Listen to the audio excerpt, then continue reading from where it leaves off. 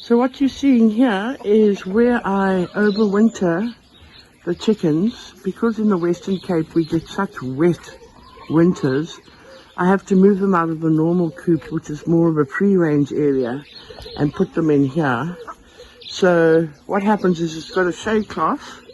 This I normally use for the brooders in summer, but in winter these chickens come in here. So on the floor outside we've got wood chips, and we just add new wood chips every week or 2 weeks depending on the weather, and we just dump them in piles, and then the chickens will scratch them out, and you can see that okay, pardon the chicken porn there, but they will scratch everything out and turn this so by the end of winter this is an amazing pile of compost. Then over here on the inside, which is covered with a roof, we've put pine shavings, which is a bit more absorbent and a bit more warmer, and then the feeders are inside, and we do have heat lamps if it gets cold, but it's not cold enough for them really. We use those heat lamps more for the broilers when they come in.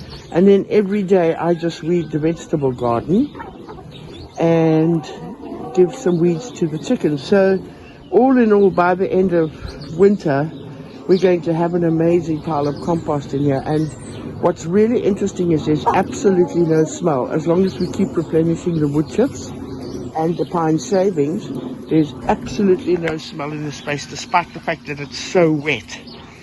The wood chips are a lot of the water. And now I'm busy testing out an automatic water feeder over there. They're starting to get the hang of it. But at the moment they're using the bucket at the back. And then these little yes, I hear you, young man.